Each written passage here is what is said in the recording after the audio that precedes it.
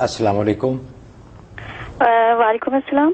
مجھے یہ پوچھنا تھا کہ پیدا شدہ بچوں کے جو بال اتارتے ہیں تو ان بالوں کا کیا کرنا چاہیے، اور دوسرا یہ کہ میں نے ابھی 2 دن پہلے خواب میں دیکھا تھا کہ جیسے میں جو ہوں خانہ کعبہ کے وہاں پر ہوں، لیکن مجھے یاد نہیں پڑتا کہ میں نے خانہ کعبہ دیکھا ہے نہیں، لیکن اسی طرح چہل پہل ہے، اسی طرح روشنی ہے۔ تو اسی طرح میری اچانک سے آسمان پہ نظر پڑی تو جیسے بادلوں سے نا پورا قرآن بنا ہوا تھا آسمان میں، جیسے رحل اور کے ساتھ پورا قرآن تھا۔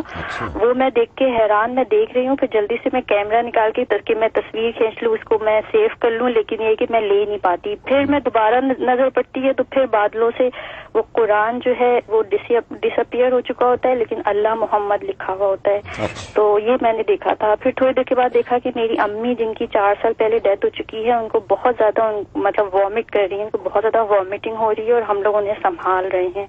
تو یہ اس کی مجھے تعبیر پوچھنی تھی۔ جی ضرور انشاءاللہ۔ ماشاءاللہ، جہاں تک پہلے سوال کا تعلق ہے تو بچے کے جو سر کے بال ہیں وہ اس کے لیے مستحب یہ ہے کہ بالوں کے وزن کے برابر چاندی صدقہ کی جاتی ہے۔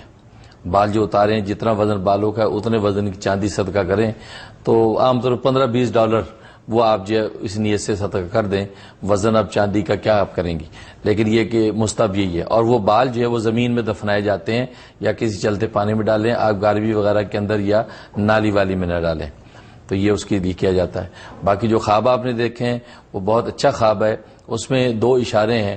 ایک تو یہ کہ اگر یہ بچے کے جس کا آپ ذکر کر رہی ہیں، جو بچے کی ولادت آپ کے ہاں اگر ہوئی ہے تو اس کا مطلب وہ بچہ انشاءاللہ قرآن کریم کا علم حاصل کرے گا، اور وہ بچے کو اللہ تعالیٰ علوم قرآن، حفظ قرآن کی دولت سے مالا مال کریں گے۔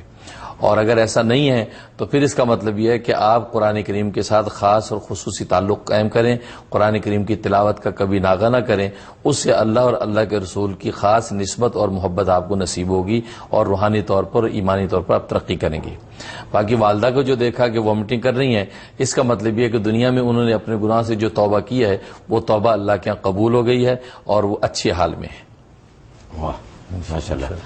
اچھا ناظرین، وقت ہوا ہے